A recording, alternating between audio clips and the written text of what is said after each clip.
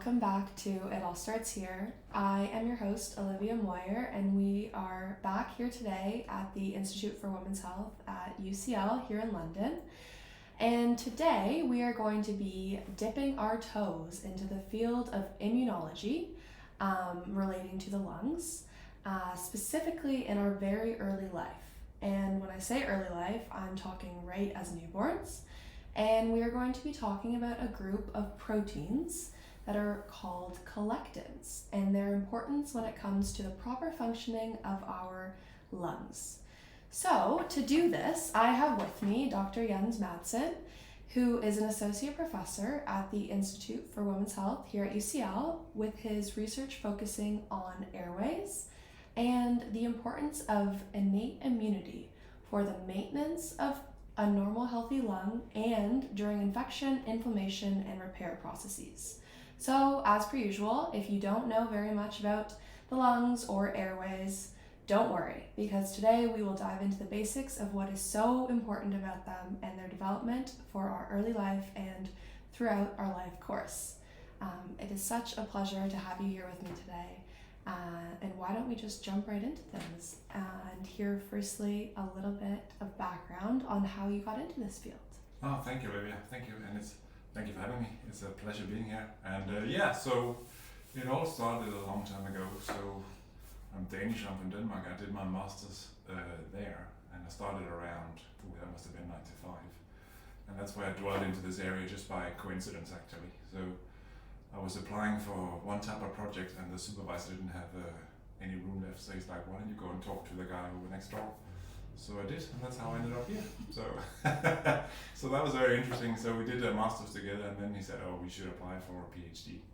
And then we did in the kind of same subject area. And that led to a postdoc, and that led to a fellowship in the States. And during my postdoc in Denmark, I met a clinical fellow called Howard Clark.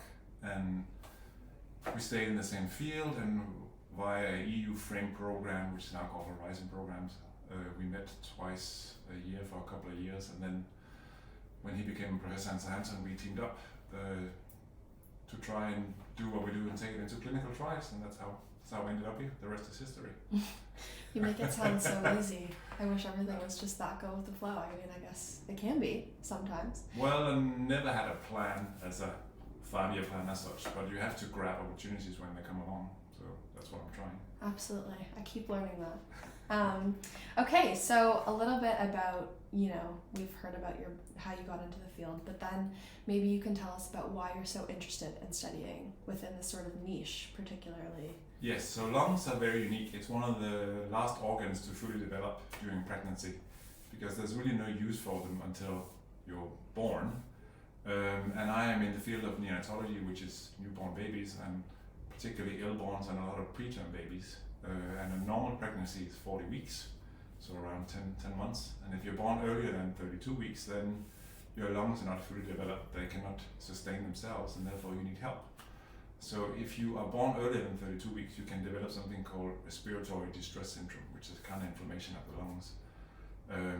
And nowadays you can treat it by giving some treatment with lung lavages or extracts from lung lavages from cows or from pigs.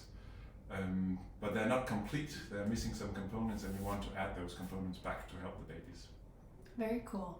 So are these components the collectins? Yes, that's collectins. So the component is called surfactant, and it stands for surface active agent. So the lungs are made of tiny little air sacs or balloons. They're so tiny that, let's say if you have an inch, you can stack 120, 25 next to each other. Very, very tiny little air sacs. And they expand when you breathe in, like this, and then they come close together when you exhale, like an empty balloon almost. And you kind of know probably if you're trying to blow a balloon by yourself, it's very hard in the beginning. It takes a lot of effort, and it's the same for the lungs. If the air sacs are empty, it's very hard, but if they're kind of blown up a little bit, it's easier to keep them open. And for this, we have this agent called surfactant, which is mainly lipids or oil, and then there's some proteins in them. And there are 4 proteins that are called surfactant protein A, B, C, and D. Or in daily speak, we call them SPA, SPB, and SPC, and SPD. Now I have to think about it. And the preparation we give babies do actually contain SPB and SPC, but they do not contain SPA or SPD. They are purified out during the purification procedure. Right. I remember learning about this really briefly. I mean, I've done research with the lungs, so I know a bit about surfactants and really just that they are crucial to survival and proper functioning lungs. But I remember learning about this in one of my courses where we talked about the surfactants that are administered and the fact that A and D were kind of filtered out in the process. And I think that's relating to the fact that they're hydrophobic. Yes, Okay. so lipids, oil and water doesn't mix. And SPB and SPC really likes oil. They're what we call hydrophobic. They don't like water. They like lipids, whereas the proteins we work with, they are hydrophilic. They like water, so they're purified out. Right. And they are, you mentioned colectins in the beginning, they are collagenous lectins, which means they bind sugar molecules, that's the lectin bed, and they contain a collagen region. So that's called colectins in general. Very cool. So then, okay, so we got a little bit about the basics. So then with your research currently, are you focusing on surfactant in early life, or what is your kind of research around? Yeah, so we mainly, because surfactant is mainly given to preterm babies, so that's what we're looking at for now. And the proteins we work with is part of the immune system, so they are very good at stopping virus infections and bacterial infections and clearing particles, pollution from the lungs. And because the preterm babies don't have that, they're very vulnerable for virus infections and inflammatory events. They are very vulnerable anyway, so they're very, very vulnerable. So we would like to give it back. So the surfactant treatment they give them helps them breathe, but they're still very prone to virus infections.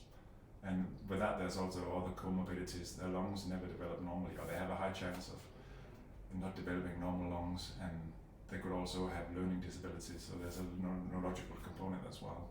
So if we can help them early on, it's really impact for life.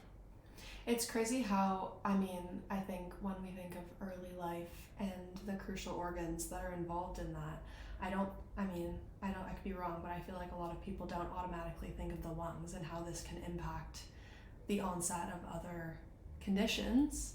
But I guess it makes sense because that's where, the transition, when you're first born, you're breathing, and then your breath is what keeps you alive. So then if you have lungs that aren't functioning, and stop me at any time if I'm saying something wrong. That's absolutely right. You're correct. So yeah, it is correct. Yes, and if you take all your little air balloons in your lungs and you unfold them, they cover an area similar to half the size of a tennis court. Totally. That you have inside you, right? And if you're preterm and you have this inflammatory disease, you don't develop as many air balloons as you need, and therefore your air will be smaller. So you will always don't have a normal lung development. Right. So, and therefore it's having an impact for life. Yeah. Crazy. And then you sort of touched on there about the fact, or we just talked about that surfactant A and D are not administered. But surely if that is what's produced in a normal, I say normal with air quotes, healthy lung, if you are born preterm and then you aren't, developing all types of surfactant properly, but then you're administered B and C, is it not kind of bad that you don't have? Yeah, it is, but it's because the lungs are not able to develop themselves in the beginning. So there's a window of opportunity. If you don't have any SPD, it's because it resets the lung. It keeps the lung in a quiet state or non-inflamed. And we know from animal models in the literature, if you don't have any SPD, you get an inflamed lung. So it kind of puts the damp on the immune system. It still promotes uptake and clear viruses and bacteria, but it keeps all the immune system in a quiescent state, so you don't have any inflammation. And the lung probably needs that for normal function. So if you're missing out on that, you have a very high risk of having an inflammatory disease. Right. And so then how does this carry on later on in life? So let's say you were to have surfactant administered, in the very early stages as a newborn. Do you need that still going forwards in your adult life? Yeah, absolutely. You have it continuous through life. So we know that people with other chronic inflammatory diseases such as asthma or chronic obstructive pulmonary disease, COPD, or for instance people who have severe COVID-19 we just had, they all also have low levels of SPD, and they could probably benefit from therapy as well. Right. Cool. And then in terms of the administration of that, is that how is that given? So at the moment it can be given as an intro when you're intubated, so if you're in a ventilator. But we're trying to develop it long term, so you could have it as an inhaler, for instance. Crazy. Maybe even as a electronic cigarette or vapor. Who knows?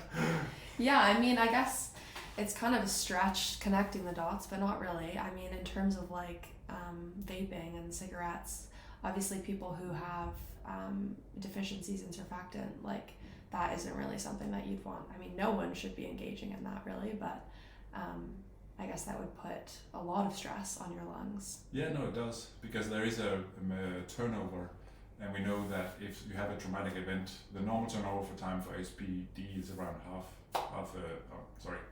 12 hours.